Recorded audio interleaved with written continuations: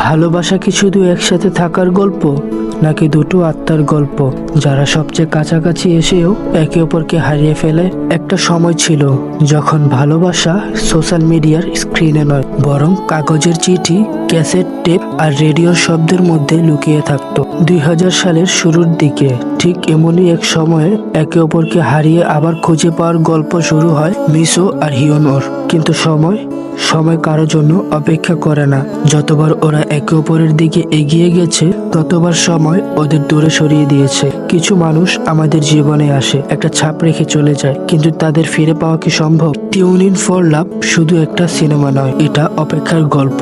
ভুল সময়ে সঠিক মানুষকে পাওয়ার কষ্ট, আর হারিয়ে যাওয়া মুহূর্তগুলোর জন্য বুকের ভিতরে জমে থাকা এক দীর্ঘশ্বাসের গল্প। তুমি কি কখনো এমন কাউকে ভালোবেসেছো যাকে সময় তোমার কাছ থেকে দূরে সরিয়ে নিয়েছে? তাহলে চলো ফিরে যাই সেই দিনে যখন ভালোবাসা রেডিওর শব্দে ধরা দিত, আর হারিয়ে যাওয়া অনুভূতিগুলো ক্যাসেটের টেপে বন্দি থাকতো। গল্পটি শুরু হয় 1 অক্টোবর 1994 সালে, যেখানে মিসু নামের একটি মেয়ে তার বেকারি শপে কাজ করছিল। সেই বেকারিতে হঠাৎ করে ইয়োনো নামের একটা ছেলে এসে মিসুর কাছ থেকে ডোফু খোঁজে। ডোফু হচ্ছে একটি কোরিয়ান খাবারের নাম। মিসু তার দোকানটি কিছুক্ষণ আগে খোলাতে তার কাছে ডোফু ছিল না, যে কারণে মিসু ছেলেটিকে একটি দোকান দেখিয়ে বলে, আপনি সেই দোকানে যান, সেখানে হয়তো আপনার খাবারটি পেতে পারেন। যখনই ইয়োনহো সেই দোকান থেকে বের হতে যাবে, তখনই দোকানের রেডিওতে একটি শো শুরু হয়, যেটি ছিল ভালোবাসার মানুষদেরকে উৎসর্গ করে তাদেরকে কোনো মেসেজ বা মনের কথা বলা। আর সেই শোটি হোস্ট করত বিখ্যাত আরজে ইউএল নামের একজন লোক। ইয়োনহো সেই শোটি শুনে দোকান থেকে বের হয়ে একটি দীর্ঘশ্বাস নেয়। তখনই দোকানে ইয়োনজো নামের একজন মহিলা চলে আসে। উনি সম্পর্কে মিসুর বড় বোনের মতো ছিল। মিসুর বাবা মা যখন বেঁচে ছিলেন, তখন থেকে ইয়োনজো তাদের দোকানে কাজ করত। মিসুর বাবা মা মারা যাওয়ার পর থেকে তিনি মিসুর খেয়াল রাখতেন। এরপর ইয়োনহো তার ডোফু কিনে যখন দোকানের সামনে দিয়ে যাচ্ছিল, তখন সে দেখতে পায় সেই দোকানে পার্ট টাইম জবের জন্য একটি নোটিশ লাগানো ছিল, আর সেখানে লেখা ছিল এই দোকানে কাজ করার জন্য একজন লোক প্রয়োজন। এরপর আমরা দেখতে পাই ইয়োনহো একটি স্কুলের ছাদে আসে এবং সেখান থেকে অন্যদের খেলা দেখে। এরপর আমরা দেখতে পাই ইয়োনহো সেদিন রাতের বেলায় সেই বেকারিতে যায়, মানে মিসুদের বেকারিতে। আর তার আসার উদ্দেশ্য ছিল মূলত সেই পার্ট টাইম কাজটি নেওয়ার জন্য। তখন ইয়োনজো নামের মহিলাটি ইয়োনহোকে জিজ্ঞেস করে, তুমি তো স্টুডেন্ট, তুমি এখানে কাজ কিভাবে করবে? তখন ইয়োনহো উত্তরে বলে, আমি এখন আর স্টুডেন্ট নেই। এরই মধ্যে ইয়োনহো সেখানে কাজ করা শুরু করে দিয়েছে। তখন ইয়োনজো তাকে জিজ্ঞেস করে, আমি শুনেছি তুমি জেল থেকে বের হয়েছো, তো জেলে কেন গিয়েছো? তখন ইয়োনহো বলে, আমি এই ব্যাপারে এখন কোনো কথা বলতে চাচ্ছি না, শুধু এখানে কাজ করতে চাচ্ছি। তখন মিসু আর ইয়োনজো ছেলেটিকে পছন্দ হয়ে যায়, তাই তারা ইয়োনহোকে কাজে রেখে দেয়। পরের দিন থেকে শুরু হয় ইয়োনহোর নতুন কর্মজীবন। প্রথম দিন থেকেই ইয়োনজো ইয়োনহোকে ডোফু বলে ডাকে, কারণ ইয়োনহো ডোফু অনেক পছন্দ ছিল তাই। তখন ইয়োনজো বলে ওঠে, আচ্ছা ডোফু, তুমি আমাদের তোমার জেলের ভেতরের গল্পগুলো বলবে, কিভাবে তুমি সেখানে তোমার দিনগুলো কাটিয়েছো? কিন্তু ইয়োন চুপ করেছিল, আর তাকে দেখে বোঝা যাচ্ছিল সে এই ব্যাপারে এখন কোনো কথা বলতে চাচ্ছে না। এরপর ইয়োনজো বলে ওঠে, যদি তোমার বলতে ইচ্ছে না হয় তাহলে বলার দরকার নেই। কিন্তু তখনই ইয়োন নিজ থেকে বলে ওঠে, প্রতিদিন সকাল 9টায় আমাদের খাবার আনতে যেতে হতো। ওই সময় রেডিওতে খবর চলতো, আর আমরা বসে বসে সেই খবর শুনতাম। খাবার শেষ হয়ে যেত, আর রেডিওতে চলতে থাকা সেই খবরটিও শেষ হয়ে যেত, আর তখন বোঝা যেতাম ঘড়িতে 9:50 বাজে। প্রত্যেক দিনই একই রুটিন। আমি সৃষ্টিকর্তার কাছে অনেক প্রার্থনা করতাম যেন এই জেল থেকে আমি তাড়াতাড়ি মুক্তি পাই, কিন্তু এরকম কোনো কিছুই ঘটতো না। তাই আমি প্রার্থনা করতে লাগলাম, যেদিন আমি এই জেল থেকে বের হব, সেদিন থেকে আমার সাথে যেন নতুন কিছু ঘটে। জেল থেকে মুক্তির পর গতকাল সকালে যখন এই দোকান থেকে বের হচ্ছিলাম, তখন রেডিওতে শোনা প্রতিদিন খবর শেষে নতুন একটি অনুষ্ঠান শুরু হয়েছিল, যেটা ছিল ভালোবাসার মানুষদেরকে নিয়ে। তখন আমার অনেক খুশি লাগছিল এই ভেবে যে আমার জেল থেকে বের হওয়ার পর আমার জীবনে নতুন কিছু ঘটেছে, আমার প্রার্থনা পূরণ হয়েছে। তখন মিসু বলে, এই জন্যই তুমি গতকাল অনেকক্ষণ চুপচাপ দাঁড়িয়েছিলে। তখন হিয়নহো বলে ওঠে, হ্যাঁ। এরপর আমরা দেখতে পাই হিয়নহোর জীবন ভালোই চলছিল, আর সে আস্তে আস্তে বেকারির সকল কাজ শিখছিল। হিয়ন দেখতে খুবই সুন্দর ছিল, তাই সেখানে স্কুলে পড়া মেয়েরা সেই বেকারিতে বারবার আসতো শুধুমাত্র হিয়নকে দেখার জন্য। আর এই বিষয়টা যখন মিসু লক্ষ্য করে, সে মনে মনে অনেক চলতে থাকে। তখন আমরা বুঝতে পারি মিসু হয়তো হিয়নকে মনে মনে পছন্দ করে। এরপর মিসু গিয়ে সেই মেয়েদেরকে গিয়ে একটা ধমক দেয় হিয়নকে বিরক্ত না করার জন্য। এইভাবে এই বেকারিতে চলতে থাকে তাদের তিনজনের জীবন। তারা এখন অনেকটা পরিবার হয়ে গিয়েছে, কিন্তু হিয়ন মিসুকে এখনো ম্যাম বলে ডাকতো, কারণ সেই দোকানের মালিক। তাই মিসু তাকে বলে, তুমি আর আমি একই বয়সী, আমাকে ম্যাম না ডাকলেও হবে। এইভাবেই দেখতে দেখতে চলে যায় একটি বছর। ক্রিসমাস চলে আসে। ক্রিসমাসের উপলক্ষে তারা বেকারিটিকে অনেক সুন্দর করে সাজায়। এর পরের দিন আমরা দেখতে পাই কিছু কনস্ট্রাকশন কর্মী মিশুদের বেকারির সামনে নতুন একটি অ্যাপার্টমেন্টের কাজের জন্য এসেছে। ওই কর্মীদের মধ্যে একজন হিয়নকে দেখতে পায়। কর্মীটি বেকারির মধ্যে ঢোকা মাত্রই ইয়ন হো কর্মীটিকে বলে, তুমি এখানে কেন এসেছো? এরপর সেই কর্মীটি সেখানে কিছু খাবার অর্ডার দেয়। এতে আমরা বুঝতে পারি যে ইয়নহো আর এই কর্মীটি পূর্ব পরিচিতি, আর তারা একসাথে হয়তো জেলেও ছিল। একটু পরে সেখানে আরো কিছু কর্মী চলে আসে, আর আমরা জানতে পারি এরা সবাই ইয়নহোর বন্ধু, আর তারা একসাথে সবাই জেলেও ছিল। সেখানে ইয়ন ছাড়া সবাই একদম আড্ডাতে মেতে ওঠে, ঠিক সেই জেলখানার আড্ডার মতো। কিন্তু ইয়ন তখনও সেখানে চুপচাপ দাঁড়িয়ে ছিল। তারা এক পর্যায়ে সহ্যের বাইরে চলে যায়, আর তখন ইয়ন জো সেখানে এসে তাদের টাকা ফিরিয়ে দিয়ে বলে, তোমরা দয়া করে বেকারি থেকে বের হয়ে যাও। এতে ছেলেগুলো অপমানিত হয়ে সেই দোকান থেকে বের হয়ে যায়। হিয়ন তখন হিয়নজোকে বলে, বেতন থেকে কি আমাকে কিছু অগ্রিম টাকা দিতে পারবেন? তখন হিয়নজো কিছু টাকা বের করে হিয়নকে দেয়, এবং সেই টাকাগুলো হিয়ন হাতে নিয়ে বলে, হয়তো তারা ম্যানার জানে না, কিন্তু ওরা মানুষ হিসেবে খারাপ না। হিয়ন তখন টাকাগুলো নিয়ে তার বন্ধুদের সাথে চলে যায়। মিশু তখন হিয়নজোকে জিজ্ঞেস করে, হিয়ন কি আর ফিরে আসবে? তখন হিয়নজো বলে, হয়তো না, কিন্তু হিয়ন অনেক ভালো একটি ছেলে ছিল। এদিকে আমরা দেখি হিয়ন তার বন্ধুদের সঙ্গে অনেক আড্ডা দিতে থাকে আর অনেক মদও পান করতে থাকে, যার কারণে তার মাথা ঘুরতে থাকে। আর সেখানে আমরা অতীতের একটি ফ্ল্যাশব্যাক দেখতে পাই যে হিয়ন কি কারণে জেলে গিয়েছিল। আমরা তখন দেখতে পাই হিয়ন ও তার বন্ধুরা মিলে স্কুলের ছাদে খেলছিল। খেলার এক পর্যায়ে হিয়নের হাত ফুসকে সেই ছাদ থেকে তার এক বন্ধু পড়ে যায়, এবং পড়ে যাওয়ার কারণে তার বন্ধু সেখানেই মারা যায়, এবং সেখানে উপস্থিত থাকা সকল বন্ধুদের কেস হয়ে যায় মার্ডার কেসে। কিন্তু এখানে তাদের কারোরই কোনো দোষ ছিল না। হিয়ন এই কথাগুলো মনে করে অনেক কষ্ট পাচ্ছিল। এদিকে মিসু বেকারির দরজার সামনে হিয়নের জন্য অপেক্ষা করছিল, কিন্তু হিয়ন আসেনি। এইভাবে কেটে যায় 2টি বছর। মিসুর পড়াশোনার শেষে বেকারিটিকে বন্ধ ঘোষণা করা হয়েছে। তখন 1997 সাল। মিসুর পড়াশোনা শেষ হয়েছে। তার কলেজ থেকে 2টি চাকরির অফার করা হয়েছে। একটি হচ্ছে ফুল টাইম চাকরি, যেটি হচ্ছে নিউজ রেটিং কোম্পানি, আরেকটি হচ্ছে রেডিও কোম্পানিতে। সেই রেডিও কোম্পানিটি যেই রেডিওতে সেই ভালোবাসার শো এর প্রথম দিনে হিয়নহো আর মিসুর প্রথম দেখা হয়েছিল। যদিও মিসুর ওই রেডিও শোটি অনেক পছন্দের ছিল, তারপরেও মিসুর নিউজ রেটিং কোম্পানিটি বেছে নেয়। অন্যদিকে আমরা হিয়নকে দেখতে পাই, সে এখন একটি ইন্টারন্যাশনাল শিপিং কোম্পানিতে চাকরি করে। এরপর আমরা অন্যদিকে দেখতে পাই হিয়নজো নামের সেই মহিলাটিকে। সেও তার নিজের একটি রেস্টুরেন্ট খুলেছে। তো মিসু সেই রেস্টুরেন্টে আসে হিয়নজোকে সেই চাকরির খবরটি শোনাতে, কারণ মিসুর এই দুনিয়াতে আপন বলতে শুধু হিয়নজোই আছে।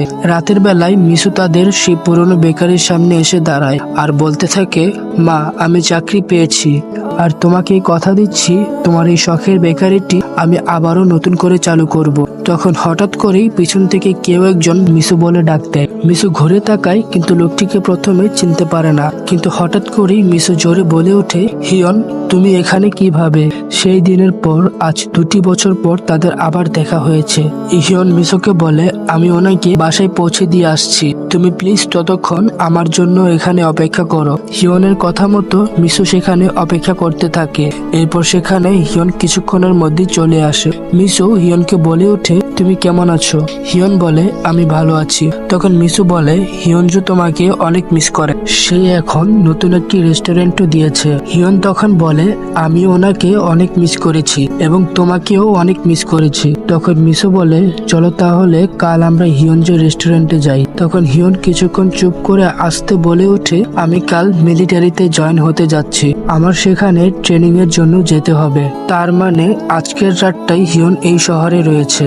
মিসু এটা বুঝতে পারে হিয়নের হাতে সময় নেই, তাই তারা দুজন হাঁটতে হাঁটতে যে কখন মিসুর বাসার সামনে চলে এসেছে তারা কেউই বুঝতে পারেনি। এরপর এরা একজন আরেকজনকে বিদায় দিয়ে যাচ্ছিল, কিন্তু তারা ভিতরে ভিতরে যাচ্ছিল যেন তাদের বিদায়টা এখন না হোক। এরপর মিসু তার বাড়িতে চলে যায় আর হিয়ন বাড়ির উদ্দেশ্যে যেতে থাকে, কিন্তু তখনই মিসু হিয়নকে পিছন থেকে একটি ডাক দেয় এবং হিয়নকে তার সাথে বাসায় নিয়ে আসে। তারা যখন ঘরে ঢুকতে যাবে তখন মিসু তার দরজার পাসওয়ার্ডটি দেয় এবং হিয়নকে বলে, বলো তো আমি কি পাসওয়ার্ড দিয়েছি। তখন হিয়ন বলে, আমি কিভাবে বলবো। তখন মিসু বলে, আমি আমার সকল কিছুর পাসওয়ার্ড আমার স্কুলের রোল নম্বর দেই, আর তুমি তো আমার স্কুলের রোল নম্বর জানোই। এরপর তারা দুজন রাতের খাবার খেয়ে শুয়ে পড়ে। তারা দুজন শুয়ে একে অপরের সাথে গল্প করতে থাকে। এক পর্যায়ে মিসু হিয়নকে বলে, তুমি ওই দিনের পর আর কেন ফিরে আসোনি। তখন হিয়ন বলে, ওই দিন বন্ধুদের সাথে আড্ডা দেওয়ার শেষে বাড়িতে যাওয়ার সময়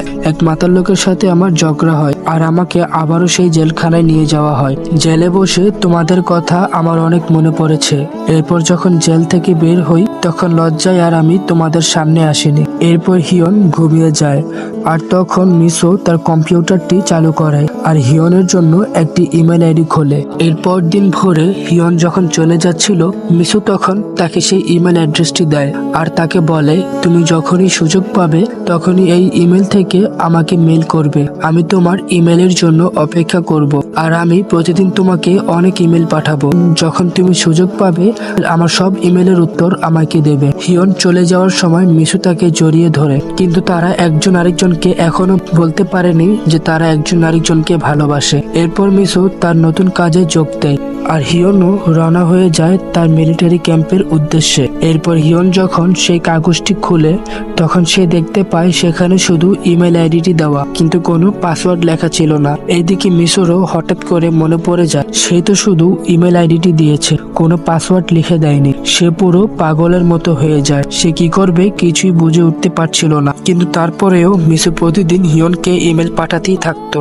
সে সারাদিন যা যা করত সবকিছু সে ইমেলে হিয়নকে লিখে পাঠাতো। সে জানতো এই ইমেলের কোনো উত্তর আসবে না, কিন্তু তারপরেও সে প্রতিদিন ইমেল পাঠাতো। এবং কি মিসু সে রেডিও শোটিতেও যায় এবং সেখানে একটি বার্তাও পাঠিয়েছিল যেটা তাদের দুজনের অনেক পছন্দের একটি শো ছিল। মিসু সেখানে লিখেছিল, ডোফু। সেই ইমেলের পাসওয়ার্ডটি হচ্ছে আমার স্কুলের রোল নম্বর। মিসুর বিশ্বাস ছিল হিয়ন যেখানেই থাকুক না কেন সে রেডিওতে এখনো এই অনুষ্ঠানটি দেখে। এরপর দেখতে দেখতে কেটে যায় আরো 3টি বছর। সাল তখন 2000। সুন্দর একটি সকাল। আমরা তখন হিয়নকে দেখতে পাই। হিয়ন সেই মিসু বেকারির সামনে দাঁড়িয়েছিল, কিন্তু তখন সেখানে সেই বেকারিটি ছিল না। এইদিকে মিসু এখনো ইমেল চেক করত, এই আশায় যে হিয়ন তার ইমেলের উত্তর তাকে পাঠিয়েছে কিনা। আজকে যখন সে ইমেলে ঢুকে চেক করতে যায় সে দেখতে পায় হিয়ন তার মেইলের উত্তর পাঠিয়েছে। এটি দেখে মিসুর হাত পা কাঁপতে থাকে, তার চোখে পানি চলে আসে। সেখানে লেখা ছিল, তুমি হয়তো ভাবছো আমি কিভাবে মেইলের পাসওয়ার্ডটি পেয়েছি। তোমাকে খুঁজতে আমি তোমার পুরনো বাড়িতে গিয়েছিলাম, কিন্তু তুমি সেখানে ছিলে না। তুমি শহর থেকে চলে গিয়েছিলে। বাসায় একটি টুলেট ঝোলানো ছিল আর আমি তোমার সেই বাসাটি ভাড়া নিয়েছি। যখন মালিকের কাছ থেকে তোমার দরজার পাসওয়ার্ড নিচ্ছিলাম তখন আমি পাসওয়ার্ড দেখে মনে করতে থাকি তুমি আমাকে বলেছিলে তোমার সকল কিছুর পাসওয়ার্ডে তোমার স্কুলের রোল নম্বর দিয়ে থাকো। আর তাই সাথে সাথে আমি সেখানের এক কম্পিউটারের দোকানে যাই। সেখানে গিয়ে মেল লগ ইন করার চেষ্টা করি আর অবশেষে আমি ইমেলে লগ ইন করতে পারি। সেখানে তোমার শত শত ইমেল ছিল, যা দেখে আমি এত খুশি হয়েছিলাম তোমাকে আমি বলে বোঝাতে পারবো না। মিসু সেই ইমেল পড়ছিল আর কান্নায় চোখ ভিজে যাচ্ছিল। এইভাবে আবারও ইমেলের মাধ্যমে তাদের কথা শুরু হয়। তারা দুজন আবারও 2 বছর পর একে অপরকে খুঁজে পায়। এরপর হিয়ন তার মিলিটারি ট্রেনিং শেষ করে একটি জিমে চাকরি নেয়। হিয়ন ইমেলে মিসুকে তার ফোন নাম্বারটি দেয়। মেইলে নাম্বার পাওয়ার সাথে সাথেই হিয়নকে ফোন দেয়। তারা একজন আরেকজনের আজ অনেক দিন পর কণ্ঠস্বর শুনতে পায়। তারা দুজনই আজ অনেক বেশি খুশি ছিল, কিন্তু তখন মিসুকে তার বস ডাক দেয়। তখন মিসু হিয়নকে বলে, আমি আজ সন্ধ্যায় তোমাকে কল দিব। তুমি আমার ফোনের অপেক্ষা করো। এদিকে হিয়ন মিশুর সাথে কথা বলে অনেক বেশি খুশি ছিল, তাই সে মন খুলে হাসতে থাকে। দেখতে দেখতে 6:30 বেজে যায়। মিশু হিয়নকে কল দেয়। হিয়নের ফোনে রিং বাজছিল ঠিকই, কিন্তু ফোন কেউই তুলছিল না, কারণ ওই দিন হিয়ন সহ জিমের সকলকে পুলিশ ধরে নিয়ে গিয়েছিল, কারণ সেই জিমের মালিক একটি প্রতারণা করেছিল। তখন হিয়নকে থানা থেকে তার সেই বন্ধুরাই তাকে ছাড়িয়েছিল। বাসায় এসে হিয়ন তার সাথে ঘটে যাওয়া সবকিছুই মিশুকে বলতে চেয়েছিল, কিন্তু সে বলতে সাহস পাচ্ছিল না। তাই সে সেখানে মেসেজ করে, আমি কেন এতদিন তোমার সাথে যোগাযোগ রাখিনি তার কারণ দয়া করে জানতে চেও না। তুমি শুধু এতটুকু ভেবো না যে আমি তোমাকে ইচ্ছে করে মেল দেইনি। তুমি সব সময় মনে রাখবে যে তুমি একমাত্র আমার খুশি থাকার কারণ। কিন্তু মিশু ওই দিন অনেক বেশি কষ্ট পেয়েছিল, কারণ সে অনেক দিন অপেক্ষা করেছিল তার একটি মেলের জন্য। কিন্তু মিশু তো জানে না যে হিয়নের সাথে আসলে কি হয়েছিল। তখন মিশু হিয়নকে ভুল বুঝতে থাকে, আর হিয়নকে মেলে এটা লিখে যে আমরা দুজনের সাথে সেই দিন কথা বলবো যেদিন আমাদের জীবনে ভালো কিছু ঘটবে। তার আগে আমরা কেউই কাউকে কোনো মেল করব না। মেলটা পাঠানোর সময় মিশু অনেক কান্না করছিল। এইভাবেই দেখতে দেখতে আরো 5টা বছর কেটে যায়। সময়টা 2005। সুন্দর একটি সকাল। রেডিওতে সেই শোটি চলছিল, আর মিশু তার অফিসে বসে সেই রেডিও শোটি শুনছিল। তখন আমরা জানতে পারি মিশুর বস মিশুকে পছন্দ করত, আর সেই দিন মিশুদের অফিসের উপর তলায় একটি ফিল্ম মেকিং কোম্পানি চালু করেছে, তাই তাদের অফিসে মালামাল ওঠাচ্ছিল। ওই দিন সন্ধ্যাবেলা মিশুর বস মিশুকে একটি সারপ্রাইজ দেয়, একটি নতুন বই পাবলিশ করে। মিশু এই সারপ্রাইজটি পেয়ে অনেক খুশি হয়। মিশুর বস মিশুকে কোনো না কোনো ভাবে ইমপ্রেস করার চেষ্টা করত। পরদিন সকালে মিশু তার অফিসে কাজ করছিল, তখন হঠাৎ করে মিশু দেখতে পায় দরজার পাশে কে যেন দাঁড়িয়ে আছে, আর সেই ছেলেটি ছিল হিয়ন। উপরের তলায় যে নতুন ফিল্ম মেকিং কোম্পানিটি খুলেছে সেখানেই কাজ করে হিয়ন। আজ কত বছর পর তাদের আবারও দেখা হয়েছে। তখন হিয়ন মিশুকে বাসায় যাওয়ার জন্য বলে। তখন তারা দুজন মিলে হিয়নের বাসায় চলে আসে, যেটা আগে মিশুর বাসা ছিল। মিশু যাওয়ার পর হিয়ন এই বাসাটিকে ভাড়া নেয়, আর এই বাসার সব জিনিস যেন মিশুর পরিচিত। তারা দুজন সেখানে অনেক মজা করতে থাকে, কারণ আজ অনেক বছর পর তারা এতটা সময় পেয়েছে একসাথে সময় কাটানোর জন্য। এরপর দিন আমরা দেখতে পাই মিশু তার অফিস থেকে 3 দিনের ছুটি নেয়, আর এই ছুটিগুলো তারা দুজন অনেক সুন্দর করে কাটাচ্ছিল। তাদের মধ্যে সম্পর্কটা আসলে কি সেটা এখন পর্যন্ত আমি বুঝতে পারিনি, কারণ তারা দুজন এখনো কেউ কাউকে বলতে পারেনি যে আমি ভালোবাসি তোমাকে। পরদিন তারা দুজন হিয়নজো রেস্টুরেন্টে যায়। হিয়নজো অনেকদিন পর হিয়নকে দেখতে পায়। হিয়নকে এতদিন পর দেখে হিয়নজো অনেক খুশি হয়ে যায়। এরপর তারা 3 জন মিলে সেখানে অনেকদিন পর একসাথে সময় কাটায়, ঠিক সেই বেকারির দিনগুলোর মতো। এরপর একদিন মিশু তার অফিসে কাজ করছিল, আর তখন মিশুর মেইলে তার বান্ধবীর একটা মেইল আসে। সেখানে লেখা ছিল তাদের একজন ভিডিও এডিটর লাগবে। মিশু তখন মেইলের উত্তর দেয় আর বলে তার কাছে ভালো একজন ভিডিও এডিটর আছে। হিয়ন তখন ভিডিও এডিটরেরই কাজ করে, আর হিয়নের এই চাকরিটি হওয়ায় তারা দুজনেই অনেক খুশি ছিল। তারা দুজন অনেক ঘোরাঘুরি করে। যখন তারা বাসায় ফিরে আসে তখন মিশু হিয়নকে এই প্রথমবারের মতো বলে আমাকে বিয়ে করবে। হিয়ন এটা শুনে পুরো চুপ হয়ে যায়। সে কি করবে কিছুই বুঝে উঠতে পারছিল না। তখন হিয়ন কোনো উত্তর দেয় না। পরের দিন সকালবেলা আমরা দেখতে পাই মিশুর বস তাদের সেই পুরনো বেকারির সামনে দাঁড়িয়ে আছে। তার উদ্দেশ্য ছিল মূলত এই বেকারিটিকে চালু করে মিশুকে ইমপ্রেস করবে, আর সেই কথাটা তার বস তাকে জানায়। অন্যদিকে দেখি হিয়নকে তার এক বন্ধু তাকে অনেকদিন পর ফোন করেছে। ফোনে তার বন্ধু তাকে বলে আজ 10 বছর হলো আমাদের বন্ধুর মৃত্যুর, যার কারণে আমরা এতটা বছর জেলে ছিলাম। তার বন্ধু জানায় প্রতি বছরের মতো এই বছরও আমাদের কিছু করতে হবে। এরপর আমরা দেখতে পাই তার সেই পুরনো বন্ধুরা মিলে একটি মাইক্রো করে তার সেই মৃত বন্ধুর বাড়িতে আসে। তারা প্রত্যেকে কিছু টাকা জমিয়ে রেখেছিল, আর সেই টাকাগুলো একসাথে করে তার সেই মৃত বন্ধুর মায়ের জন্য রেখে যায়। টাকা দেওয়ার সময় হিয়ন তার বন্ধুর মার কাছে ক্ষমা চায়, কিন্তু হিয়নের বন্ধুর মা অনেক রেগেছিল, আর তাদের উদ্দেশ্য করে বলে তোদেরকে জেলের বাইরে আমার সহ্য হয় না, তোদের কেন মৃত্যু হলো না, তোদের জায়গায় আমার ছেলে বেঁচে থাকলে সেই আমাকে টাকা কামিয়ে দিত, তোদের এই দয়ার টাকা আমার লাগবে না। তখন হিয়ন বলে ওই দিন যা হয়েছিল সেটা দুর্ঘটনা ছিল, আপনি আমাদের মাফ করে দিন। তখন মহিলাটি বলে, তোরা মরার পর তোদের বন্ধুর কাছে ক্ষমা চেয়ে নিস। সেখান থেকে হিয়ন মন খারাপ করে শহরে চলে আসে। হিয়ন তখন তার মোবাইলটি রেখে চলে যায় আর মোবাইলটি গাড়ির মধ্যেই থেকে যায়। এদিকে দেখতে পায় মিসো হিয়নকে বারবার কল করছে আর গাড়িতে থাকা হিয়নের বন্ধু সেই ফোনটি রিসিভ করে আর মিসো সেই ফোনটি নেওয়ার জন্য যায়। আর সেখানে গিয়ে মিসু জানতে পারে হিয়নের সাথে আসলে কি হয়েছিল। এরপর মিসু বাসায় গিয়ে হিয়নকে কিছুই বুঝতে দেয় না। এরপর দিন মিসো হিয়নের সেই বন্ধুর সাথে সেই মহিলার বাড়িতে যায় আর সেখান থেকে ফিরে এসে তারা দুজন একসাথে বাসায় রাতের খাবার খেতে বসে। খাওয়ার এক পর্যায়ে মিসো হিয়নকে বলে, তোমাকে আর ওই মহিলার বাড়িতে যেতে হবে না, আমি তাকে টাকা দিয়ে এসেছি আর তাকে সবকিছু বুঝিয়ে দিয়ে এসেছি। তখন হিয়ন অনেকটা রেগে বলে ওঠে, এই কথাগুলো তোমাকে কে বলেছে? তখন মিসু বলে, তোমার বন্ধু।